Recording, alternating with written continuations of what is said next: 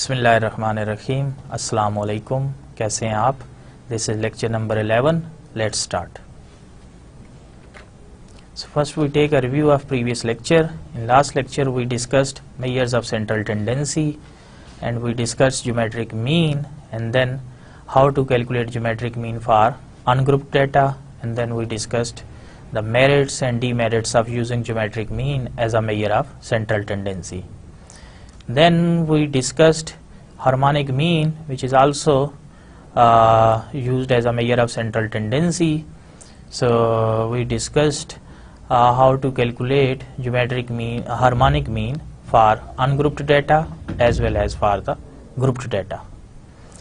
So then we discussed merits and demerits of using harmonic mean as a measure of central tendency. So objectives of current lecture. In today's lecture we are going to discuss empirical relationships among mean, median and mode. Remember that mean, median and mode, these are the most commonly used measures of central tendency, and there is a relationship between the three. So we will discuss that relationship, which is very important, and we can use that relationship to calculate different measures of central tendency. Suppose we are provided with mean and median, then we can use that relationship to calculate mode, or if we are provided with median and mode, then we can calculate mean, or if we are provided with mean and mode, then we can use that relationship to calculate median. So it means if any of these three measures of central tendency are given, so we can find the third one using the empirical relationship. And then we will discuss percentiles, quartiles and deciles. Actually percentiles, quartiles, deciles, they are collectively called quantiles. So sometimes we divide the data into several parts. So if we divide the data into 100 equal parts, then each part is called a percentile. So similarly, if we divide the data into 4 equal parts, then each part is called quartile, and if we divide the data into 10 equal parts, then each part is called a decile. So let's start. So the empirical relationship among the mean, median and mode. In case of symmetrical distributions, mean equals median equals mode. So if we have a symmetric distribution, then the value of mean, median and mode will be same. So remember that the bell-shaped curve or normal distribution is a symmetrical distribution. So here is the bell curve, which represents the normal distribution. So the highest probability or the peak we have here mean, at the same value we have mode, and at the same value we have the median. So this value at this point, this value of the distribution is the same, is the mean as well as the median as well as the mode. So mean, median and mode is same if the distribution is symmetric. So another example of symmetric distribution is the uniform distribution. Remember that the uniform distribution gives us equal probability or same area throughout. So we can see that this represents the same area. So here at the middle we have the mean, median and mode. So mean, median and mode, median. So mean, median, mode, they coincide when we have a symmetric distribution. So this is uniform distribution, which is an example of symmetric distribution, a special case of symmetric distribution. This is normal distribution, also called bell-shaped distribution. This is also a special case of symmetric distribution. So in case of symmetric distribution, symmetric mean equally spreaded around the middle line, mean line. This middle line is also called the mean line. So if the distribution is symmetric, then the value of mean, median and mode coincide. But when the distribution is not symmetric, if a distribution is not symmetric, then it means it is not equally spreaded around the middle line or mean line. So then it is called asymmetric distribution, or it is also called skewed distribution. So if it is positively skewed, so then mean is greater than median and median is greater than mode.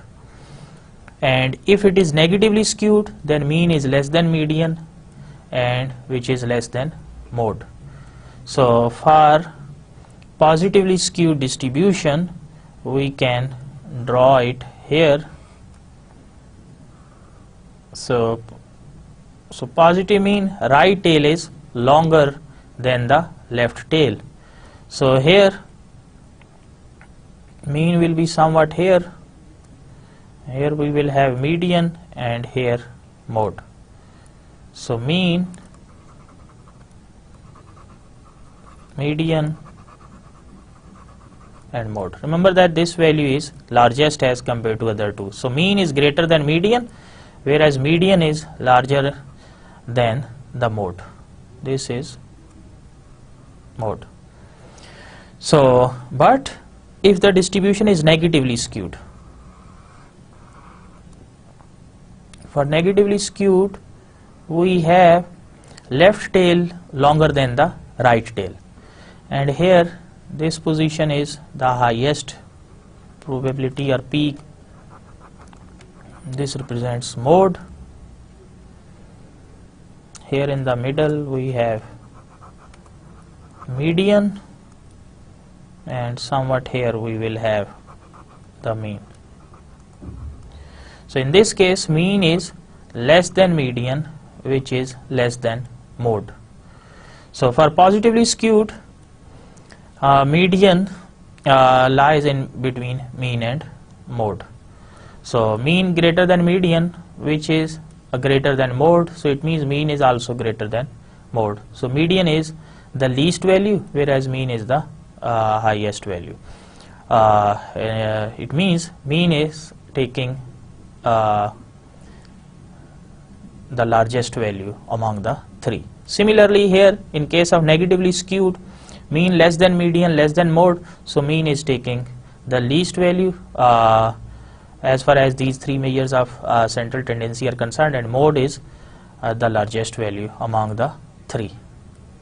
So this is the general case. In case of symmetric, all are same. In case of asymmetric or skewed distribution, we have two cases. For positively skewed, mean is greater than median, which is greater than mode. For negatively skewed, mean is less than median, less than mode. So according to a famous statistician, Karl Pearson, in case of moderately skewed or we can say moderately asymmetrical distributions, the value of mean, median and mode have the following empirical relationship.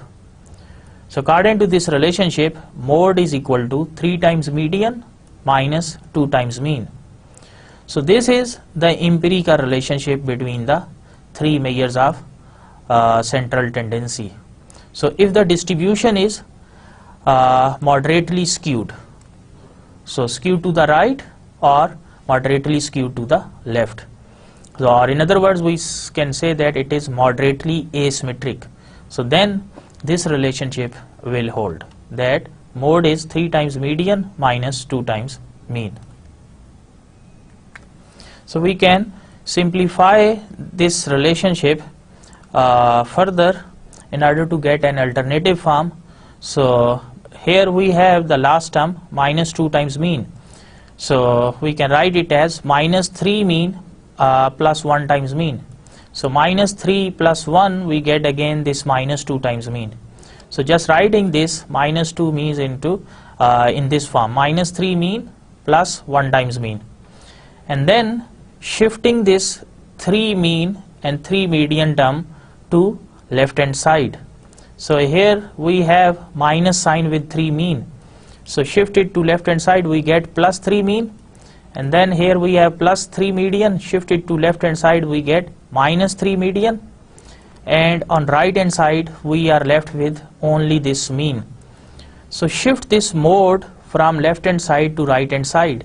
So here we have plus sign, no sign with mode. If there is no sign with any expression, so it means we have plus sign. So here mode has plus sign. When it is shifted to right hand side, we will put minus sign here. So in next step you can see that 3 is occurring in each of these two terms. So we can take 3 common. So 3 is taken as common, so we are left with mean minus median. And on right hand side we have mean minus mode as it is. Now shift this mode to left hand side. It is with minus sign. When it is shifted to left hand side, we get plus sign, and shift this full expression to right hand side. So here we have plus sign. When it is shifted to right hand side, we get minus sign. So this is an alternative formula, which is actually mathematically same as this original relationship. So we can use this formula or this alternative form. So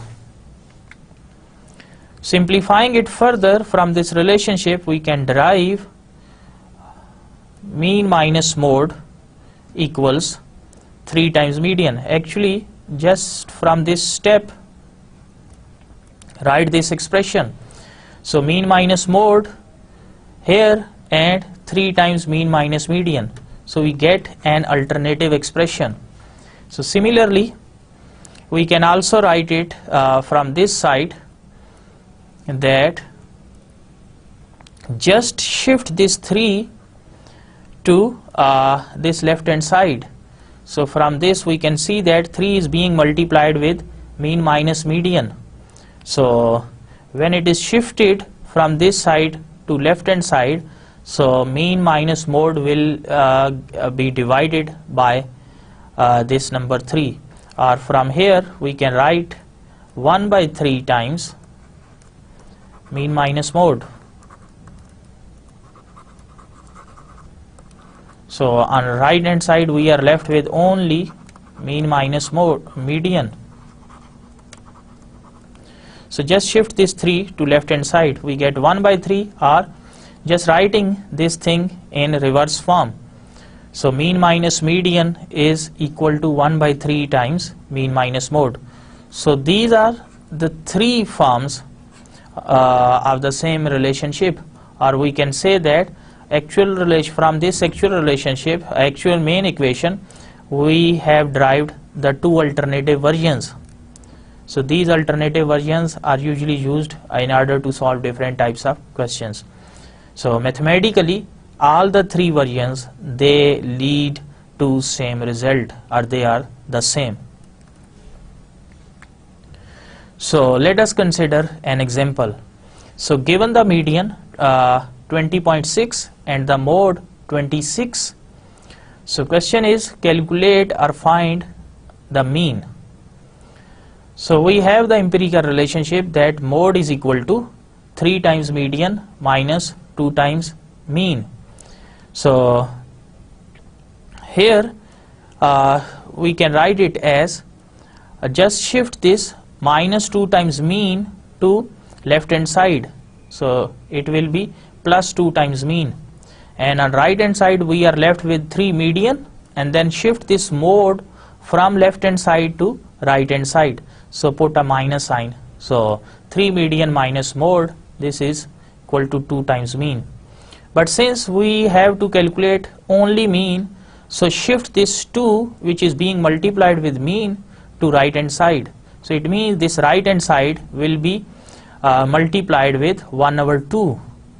So now once we have this relationship, so note that this is derived from the main empirical relationship.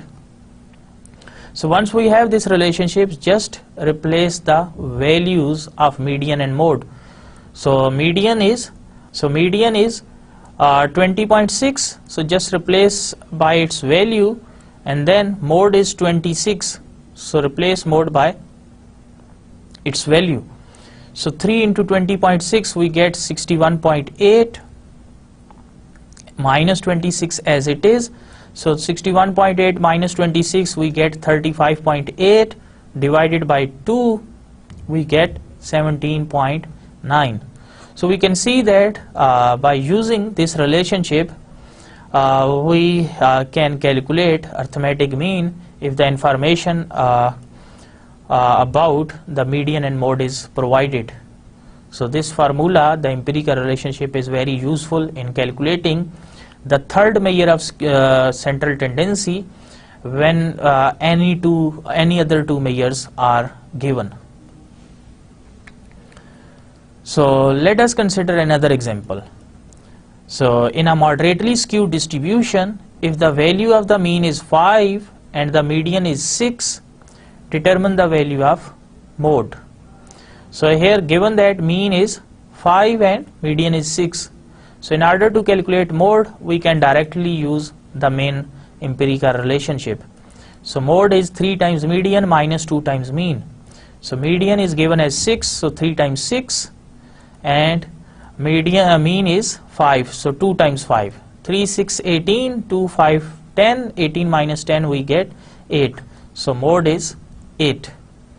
So in this case, mean and median are given, and we calculated mode by using this empirical relationship.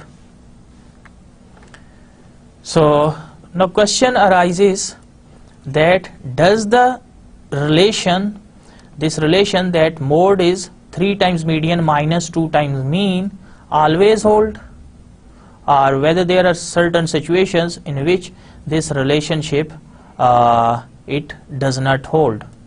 So let us explain it with the help of one simple example. So consider this data 1, 2, 2, 3, 4, 7, 9. So we have 7 observations, all are in sorted form. So from this, in order to calculate mean, so just add all the observations. So it is 1 plus 2 plus 2 plus 3 plus 4 plus 7 plus 9. So we get 28, which is sum of all these 7 observations divided by the number of observations. So currently we have 7 observations, so 28 divided by 7, so it means mean is calculated to be 4. Now median, in order to calculate median, arrange the data. This data is already in arranged form. Then since we have 7 observations, so middle observation is 3 is our median. 50% of observations before 3 and 50% of the observations lie after 3. So 3 is the median. And for finding mode, the most frequent value, so 2 is occurring 2 times, which is occurring more than any other number. So it means mode is 2.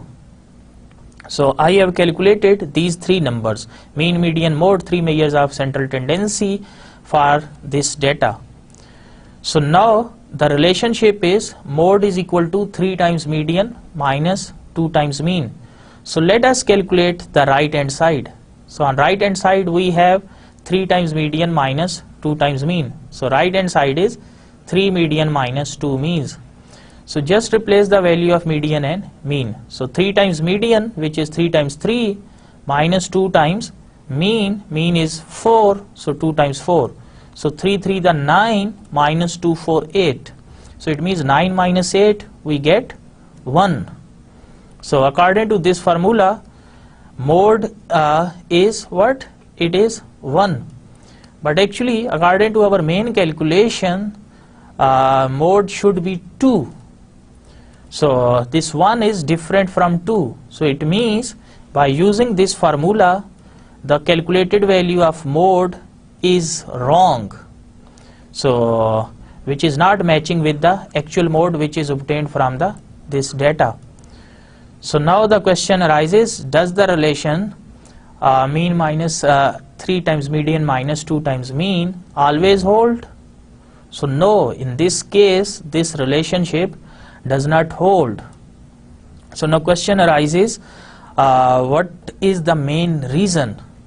So there are two main reasons for this wrong result, or we can say that there are two main reasons in which that why this formula does not hold in this particular example.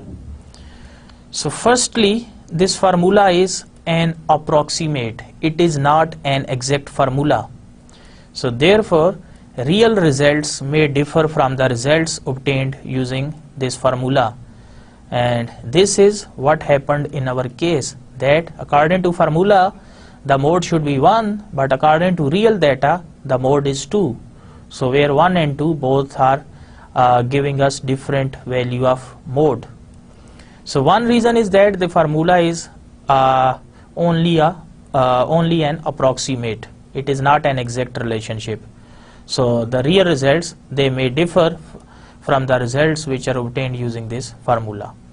The second reason is that this formula is valid only for moderately skewed distributions, in which the peak is only slightly oriented towards the right or towards left.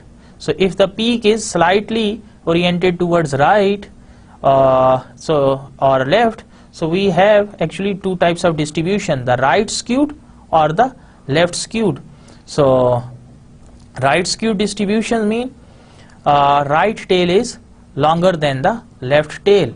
So if we have some distribution like this, or if we have some distribution like this, so remember that both distributions here left tail is comparatively longer than the right tail, and here we have the right tail comparatively longer than the left tail. So this is the right skewed distribution and the left skewed distributions. But if we have very long right tail or very long left tail, then these distributions will be not moderately right or left skewed distributions. So this formula is valid only when we have moderately skewed distribution, either skewed towards right or skewed towards left. So if the distribution is highly skewed, just like in this case it is right skewed distributions or skewness is very high, so this formula is not valid. So this is the case here, this distribution is not symmetric and it is skewed and it is highly skewed. So if the distribution is not moderately skewed, so this is not the moderately skewed distributions, so this formula will not hold. So now we discuss the concept of percentiles. So percentile provides information about how the data are spreaded over the interval from the smallest value to the largest value. So usually it is desired to divide the data into certain parts. So if we divide the data into 100 equal parts, then each part is called one percentile. So now the pth percentile is a value such that at least p% of the observations are less than or equal to this value. So and at least 100 minus p% of the observations are greater than or equal to this value. So suppose we have certain data point, so if we are interested in 10th percentile, so 10th percentile. So 10th percentile, and here is the data. So 10th percentile is the value such that at least 10% of the observations are less than or equal to this value. So these observations must be 10% and at least 100 minus p, so 100 minus 10, it means 90% of the observations are greater than or equal to this value. So above this value there should be 90% of the observations. So here we have 10% of the observations. So similarly we can define 20th percentile as the value below which 20% of the data lie and above which 80% the remaining data, which is 80%, it should lie. And similarly the 50th percentile means that below which 50% of the data lies and above which 50%, the remaining 50% of the data lies. So but the same is the definition of the median. Median is the value below which 50% of the observations lie and above which the remaining 50% of the observations lie. So we can say that median is the same as the 50th percentile. So 50th percentile is same as median.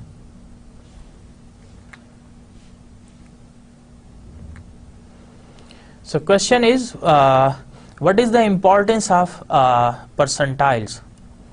So usually colleges and universities, they frequently report admission test scores in terms of percentiles. For example, suppose an applicant obtains a raw score of 54 on verbal portion of an admission test. The score obtained by an applicant is 54 in a verbal exam. So how this student performed in relation to other students taking the same test, this may not be readily apparent. So however, if the raw score of 54 corresponds to the 70th percentile, so we know that approximately 70% of the students scored lower than this individual and approximately 30% of the students, they scored higher than this individuals. So using percentile rank we can get a clear picture of the performance of that particular applicant. So now we discuss method of calculating percentile for ungrouped data as well as for the grouped data. So first we discuss how we can calculate percentiles for ungrouped data. So remember that the procedure is around the same as calculating the median in case of ungrouped data, but we have to modify the formula accordingly. So in first step, arrange the data in either ascending or descending order. Usually data is arranged in ascending order. So arrange the data in ascending order, that is smallest value to the largest value.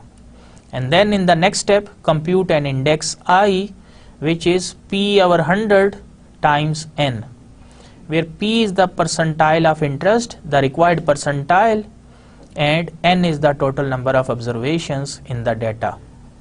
Suppose we are interested in calculating the 10th percentile, then p will be replaced by 10. So calculate this index.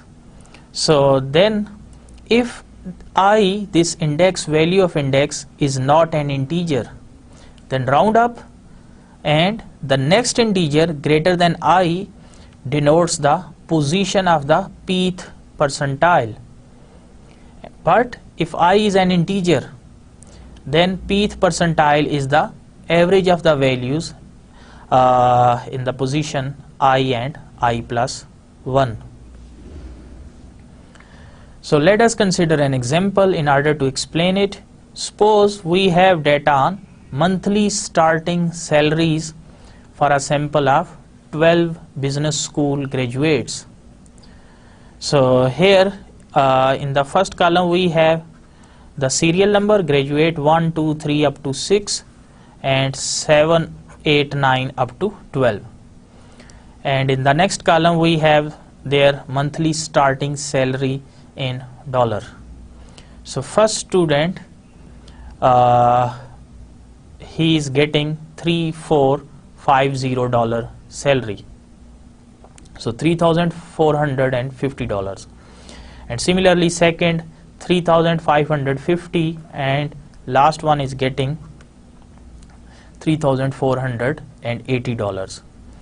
So question is, calculate 85th percentile and the median. And remember that median is what?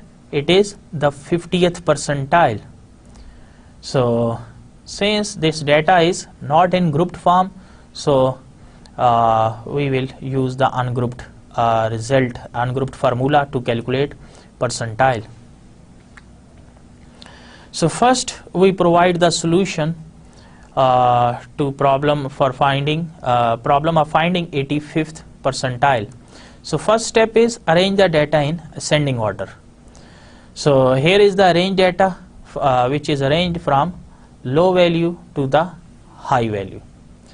So next compute the index I.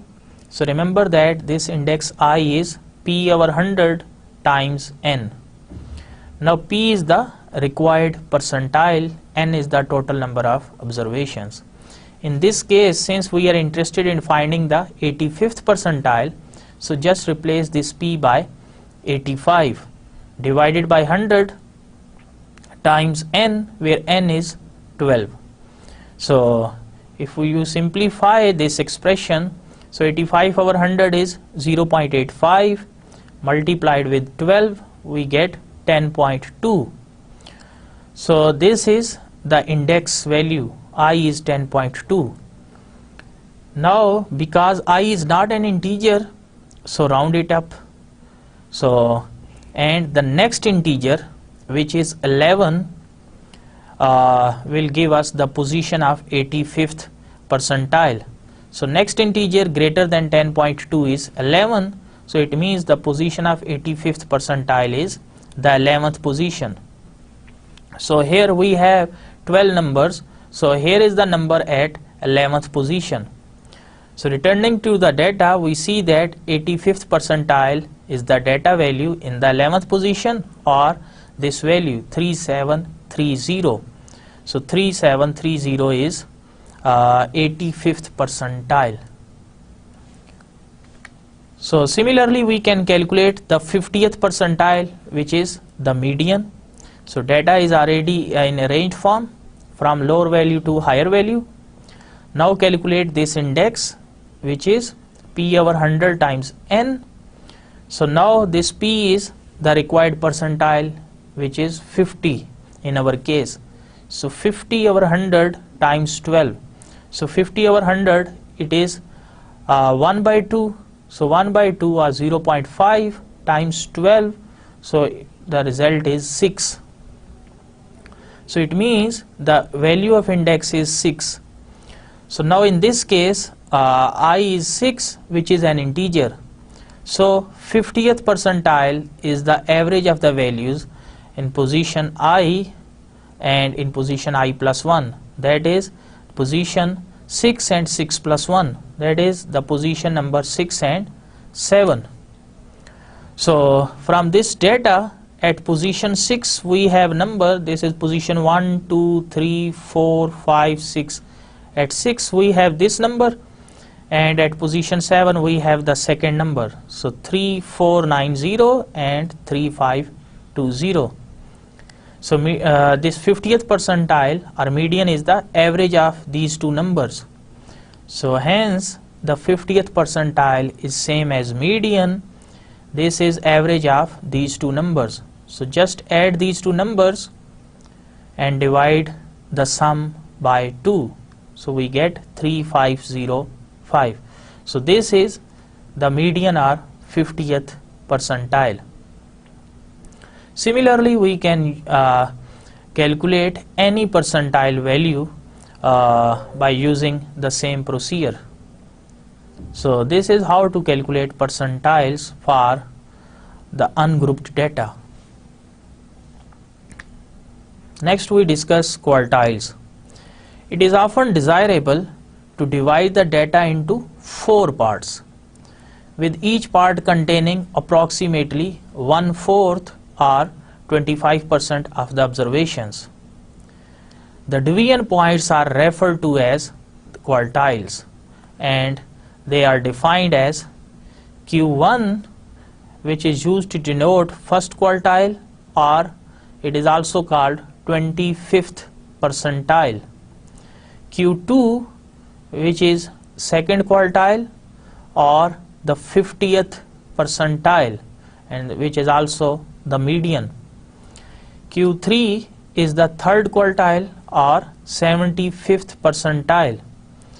So it means the Q1, which is first quartile or 25th percentile, is the point below which 25% of the data lie and above which 75% of the data lie. So here is the Q1, the first quartile. So below this point we have 25% of the data, and above this point we have the remaining 75% of the data. So here is the point Q2.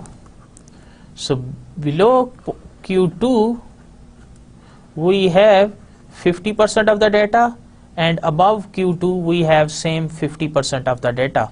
So this is also 50%. So this Q2 is also the 50th percentile. And here we have the third quartile.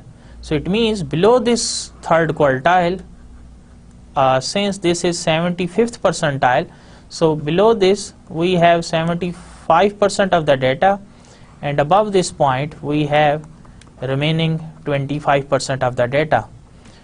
So you can see that I have subdivided this data by using these 3 points Q1, Q2, Q3, and note that from the minimum value to this Q1 we have 25%, from Q1 to Q2 another 25%, Q2 to Q3 the next 25%, and Q3 to maximum value 25%. So the full data is subdivided into 4 equal parts. Q1 the first 25%, Q2 the second 25%, and overall 50, 25 this one, and this one total 50, and so on. So note that the quartiles, they are just specific percentiles. So thus the steps for computing percentiles can be applied directly in the computation of quartiles. So we can use the same steps, we can use the same procedures which we have used in order to calculate percentiles. We can get quartiles as well. So procedure is same for calculating quartiles as that of percentiles. So let us calculate quartiles for the ungrouped data. So the first step is arrange the data in ascending order. In second step, compute an index I such that for first quartile the index will be 25 over 100 times n. Remember that the original formula was p over 100 times n, but since first quartile represents the 25th percentile, so it means we can replace p by 25 in this formula. So similarly the second quartile, the index I will be 50 divided by 100 times n, and for third quartile the index will be 75 over 100 times n, where n is the total number of observations in the data. And next we will observe whether I is an integer or it is not an integer. If I is an integer, then round it up, and the next integer greater than I will denote the position of the pth percentile or quartile Q1, Q2, Q3. And if I is an integer, then pth percentile in case of Q1 this will be 25th percentile is same as Q1, 50th percentile is same as Q2, and 75th percentile is same as Q3. So if I is an integer, then the required percentile or required quartile will be the average of the values at position I and I plus 1. So again, let us consider the same data, and we are going to illustrate the calculations of quartiles using the same monthly starting salary data. This is the data of monthly starting salary of 12 graduates. So for Q1, compute the index I, which is P over 100 times N, and for Q1 we know that it is 25th percentile, so 25 over 100 times 12 we get 3. So it means I is 3, so because I is equal to 3 is an integer, so 25th percentile is the average of the values at position 3 and 3 plus 1, that is 4. So average of the values at position number 3 and 4. So at position number 3 the number is 3450, this one, and at position number 4 we have 3480. So Q1 equals 25th percentile, so just add these two numbers, divide by 2, you will get the required number. So Q1 is 3465. Similarly, we can calculate Q3, which is 75 over 100 times 12, so it is 9. Again 9 is an integer, so 75th percentile or Q3, it will be it is the average of the values at position number 9 and 9 plus 1, that is 10. At position number 9 we have 3550, at position number 10 we have 3650. So just add these two numbers, divide the sum by 2, we get 3600. So Q3 or 75th percentile is 3600. And note that Q2, which is also the median, has already been calculated for the same data set, and it is 3505. So we have these three numbers, Q1, Q2 and Q3. So note that the quartiles, they divide the data, starting salary data, into 4 parts, with each part containing 25% of the observations. So here is the 3465, which is occurring between this third value and the fourth value. So this is the position of Q1. Similarly, Q2 or median or 50th percentile, it is 3505. So this value is occurring between 3490 and 3520. Similarly, Q3 is 3600, which is occurring between 3550 and 3650. So we can see that this full data is divided into 4 parts. This first part containing first 25% of the observation, then second part the remaining 25, the next 25 third part, and the last 25% of the observations in the fourth part.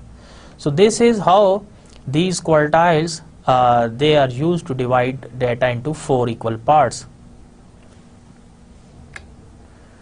So next we discuss the concept of deciles.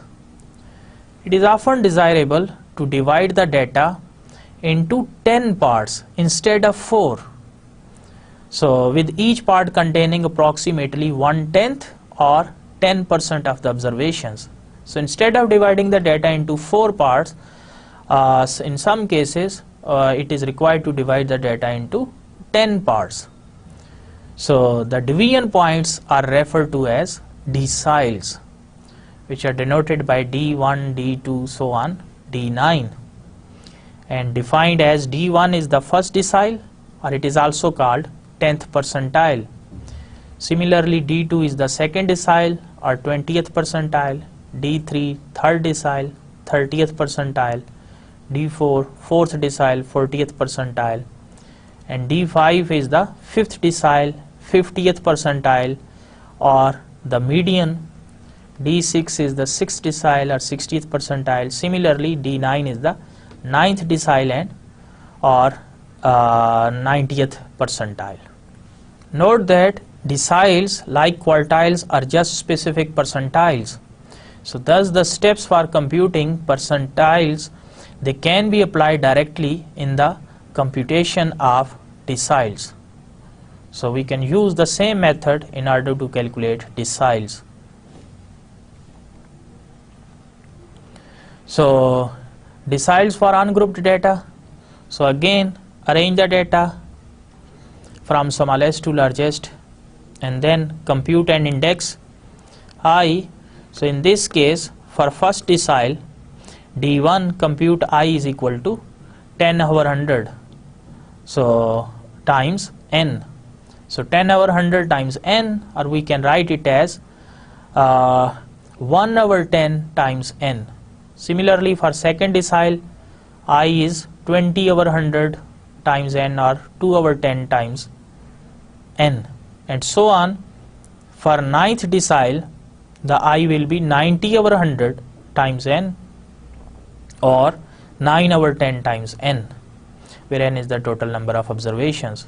So again, if I is not an integer, then round up. The next integer greater than I will denote the position of the corresponding decile, and if it is an integer, then corresponding decile is the average of the values at position number I and I plus 1. Now let us discuss the method of calculating percentiles for grouped data.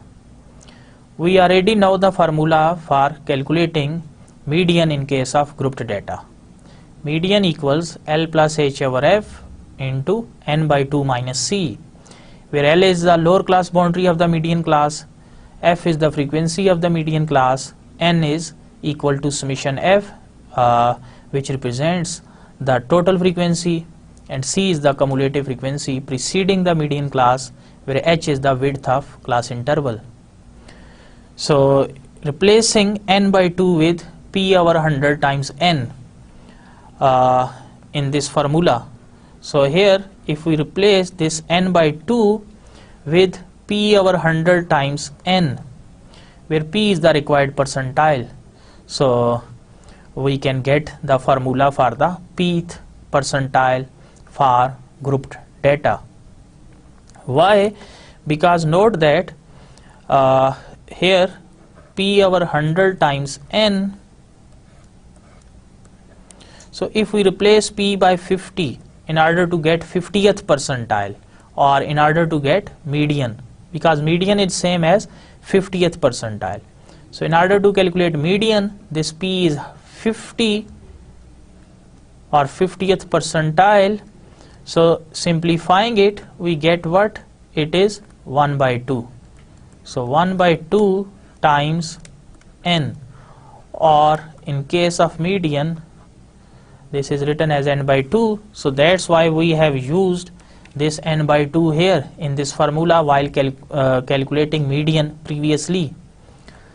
But in order to calculate percentiles, we will replace this n by 2 with this original expression p over 100 times n. So where p is the required percentile. So replacing this n by 2 with p over 100 times n, so note that this p over 100 times n can also be written as p n over 100. So this is how this n by 2 is replaced by p n over 100. So this is the formula for calculating pth percentile for the grouped data. So rest of the procedure is same as that of calculating median. So let us explain this idea with the help of one simple example.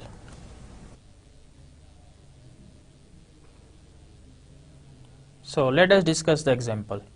So calculate 10th percentile or P10 for the distribution of examination marks which is provided below. So here we have marks and the number of students. So from this distribution we can see that there are 8 students who obtained marks from 30 to 39. Similarly, there are 87 students who obtained marks from 40 to 49. Remember that this is the same data set which we have used while calculating median for the grouped data. So now we are using the same data set in order to calculate the 10th percentile. So first calculate class boundaries, because in the formula of percentile we have the L, where L represents the lower class boundary.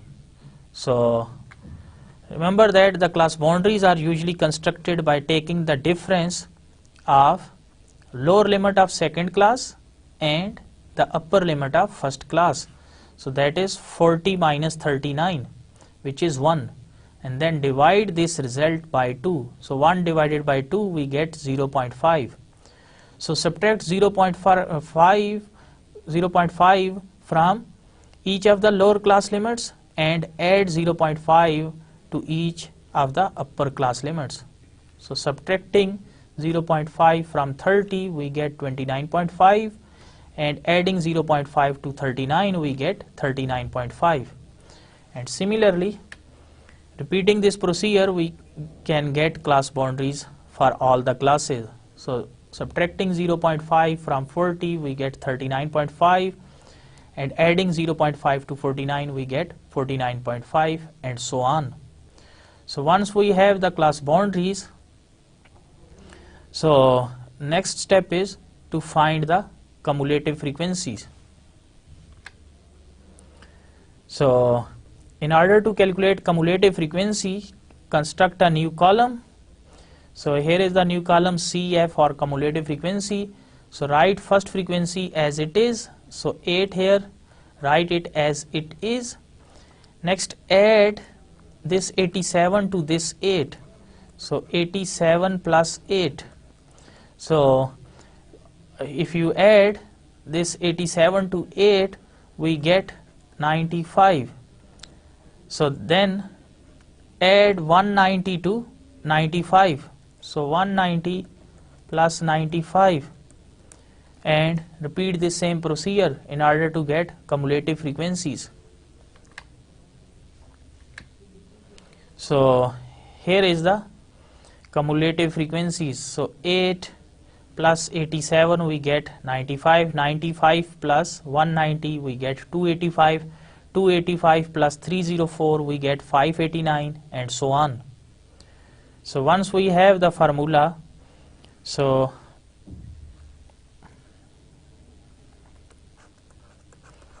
pth percentile is L plus H over F, P n over 100 minus C. So note that this L is the lower class boundary of the pth percentile class. In the current case, in this current example, we are interested in finding the 10th percentile. So it means in order to calculate 10th percentile, we have to just replace this P with 10. So this formula will be simplified to L plus H over F 10 n over 100. So if you simplify this formula, so let me write it in the same form, minus C. So it means we need to calculate L, H, F, C, and this n is equal to summation F, the total frequency. So first we need to calculate the 10th percentile class. So find 10th percentile class. So 10th percentile is equal to marks obtained by 10 over 100 times nth student.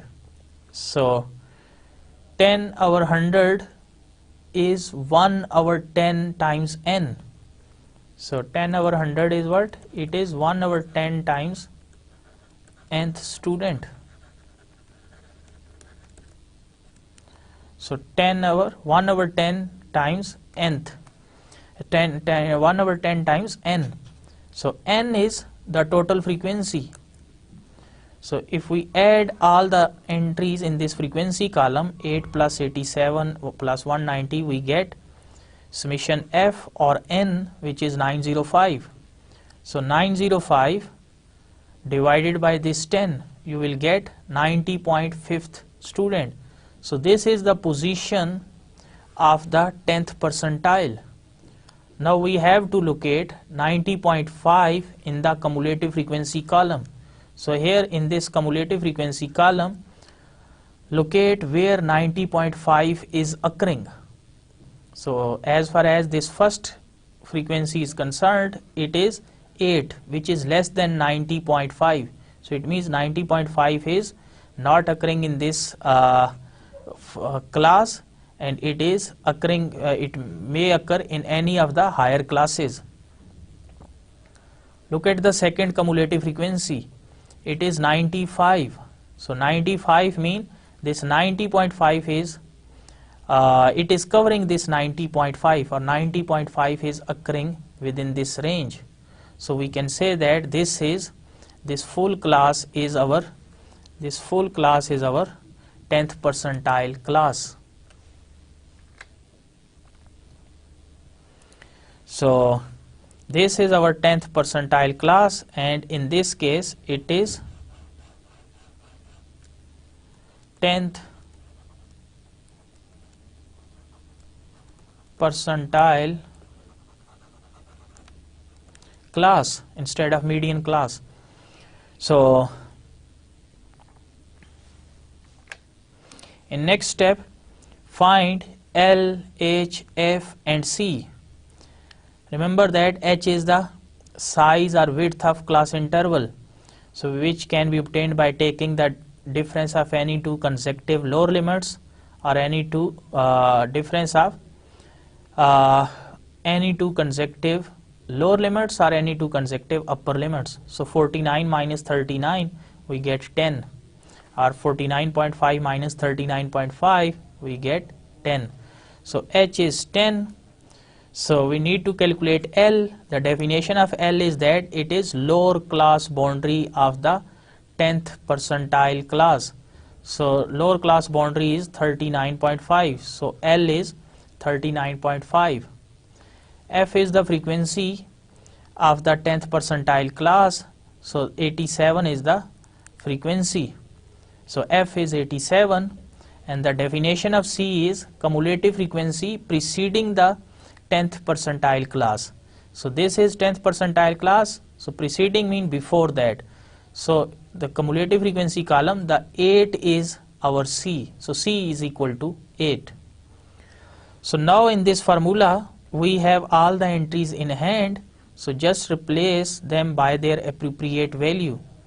So L is 39.5, H is 10, F is 87, 10 times N.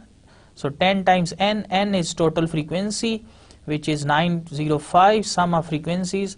So just write here N is summation F, which is 905. Divided by 100 minus C, C is 8. So just calculating, we get 48.98, or approximately 49 marks. So 10th percentile, or P10, is 49 marks. So this is how to calculate percentiles for the grouped data.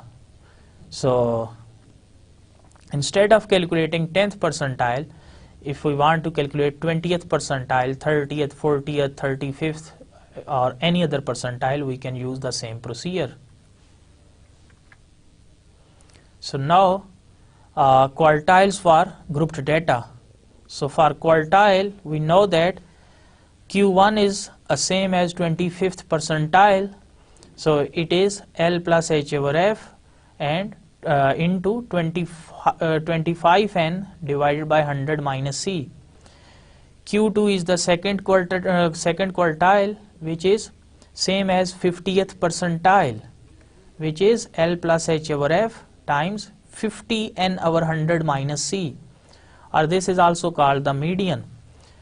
Q3 is 75th percentile L plus H over F into 75 times N divided by 100 minus C, where the definition of L is same lower class boundary of the quartile class.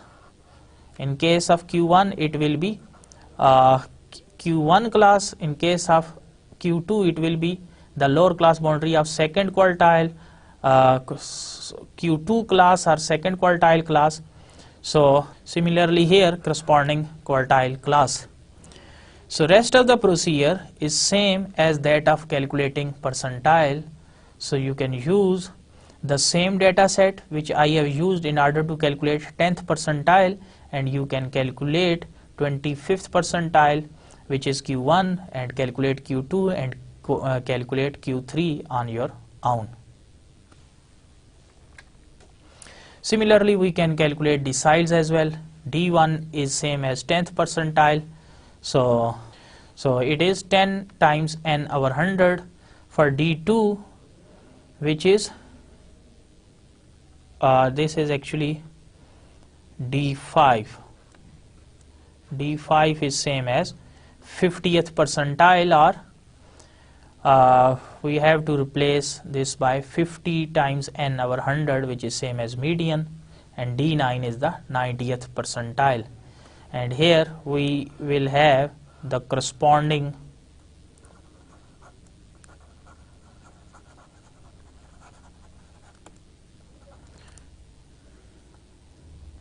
decile class. So again here corresponding deciles class instead of median class. So rest of the procedure is the same as that of calculating percentiles. So actually deciles and quartiles, they are the specific quartiles. So once you know the procedure for calculating percentiles, you can calculate deciles and quartiles as well.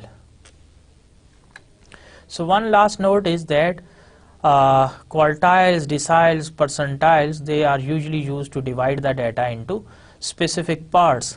So quartiles divides the data into 4 parts, deciles into 10 equal parts, percentile divides the data into 100 equal parts. So they are usually called quantiles. So quantiles mean if the data is divided into 4 equal parts, then the quantile has a special name which is quartile, and if the data is divided into 10 equal parts, then the quantile has a special name which is the decile, and if the data is divided into 100 equal parts, then the quantile has a special name which is percentile. So let us review the main concepts which we have discussed in today's lecture. So in today's session we have discussed the empirical relationship among mean, median and mode. Remember that these are the 3 key measures of central tendency which are usually used: the mean, median and mode. So there is one important point which we have discussed, that the empirical relationship it holds only for the moderately skewed distribution, and if the distribution is not moderately skewed, then this relationship does not hold. Then we discussed the concept of percentiles, quartiles, deciles, and how to calculate percentiles, deciles and quartiles in case of ungrouped data as well as in case of grouped data. So in next lecture we will study how we can use Microsoft Excel software package to calculate all the measures of central tendency, that is mean, median, mode, geometric mean and harmonic mean. And we will also discuss how we can use Microsoft Excel to calculate percentiles and quartiles. So till then, Allah Hafiz.